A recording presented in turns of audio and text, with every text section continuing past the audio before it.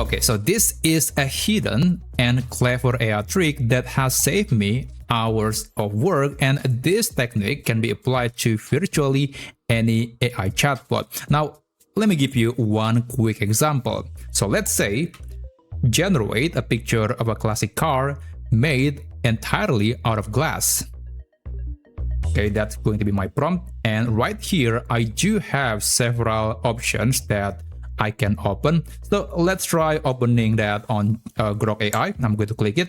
And this time around, as you can see, it just sent the message to Grok and it starts generating the answer, which in this case, just a picture of a car made out of glass. So this is the result. And if I open, let's say ChatGPT, the same is true. But in this case, it's just actually waiting for me to press the enter key. But as you can see, the prompt is exactly right there. I don't have to write the prompt manually because the prompt is actually inside of the URL. So these links are actually containing this prompt. So every time I click on the URL, then that prompt will be injected into the AI tool. So this is actually a trick that has been implemented to many websites. Like if you visit some websites lately, they're actually incorporating some links that will lead to various AI tools. And when you click them, it's going to open the AI tool and it will do something, which in this case,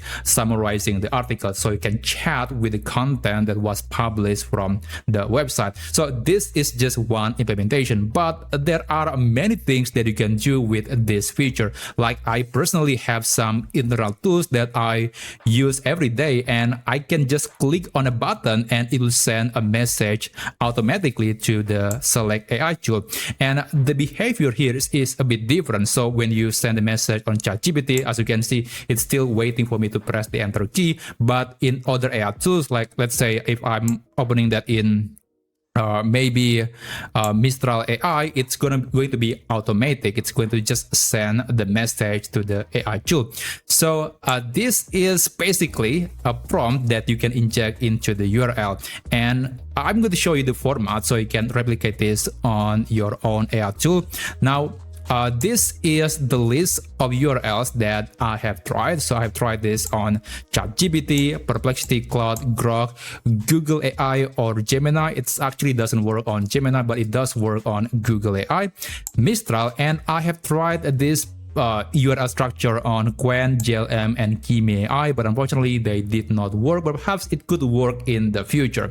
So basically, this is a website that I just created based on this idea.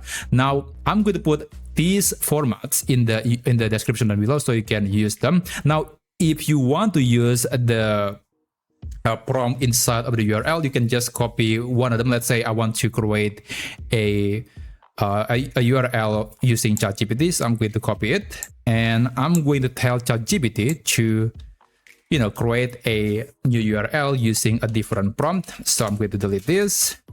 Now, let's say I want you to insert a prompt into this URL. So the prompt goes like this.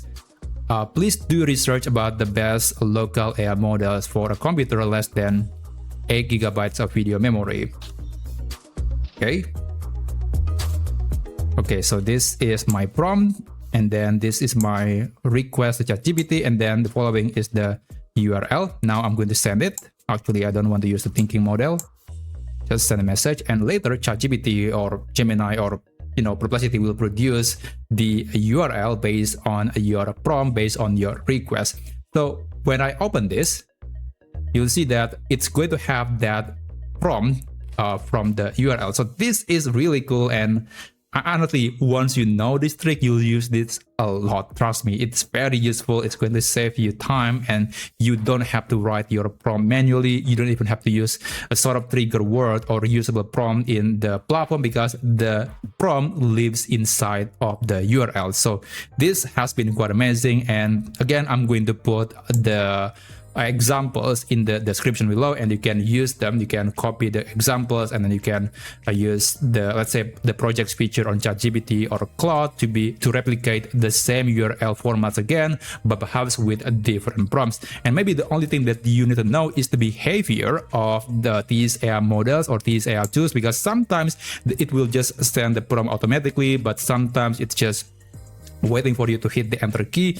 And yeah, in this case, Claude will actually tell you that, hey, this prompt was coming from the URL, so be careful. It could be something that's really bad, and you don't want to just send the message automatically. I think that's actually a great idea. So yeah, that's just some tiny behaviors that you need to know about this simple AI trick. So yeah, I hope you learned something from this video, and if you do like this video, then please consider subscribing to this channel, and I'll see you on my next video. Have a great day.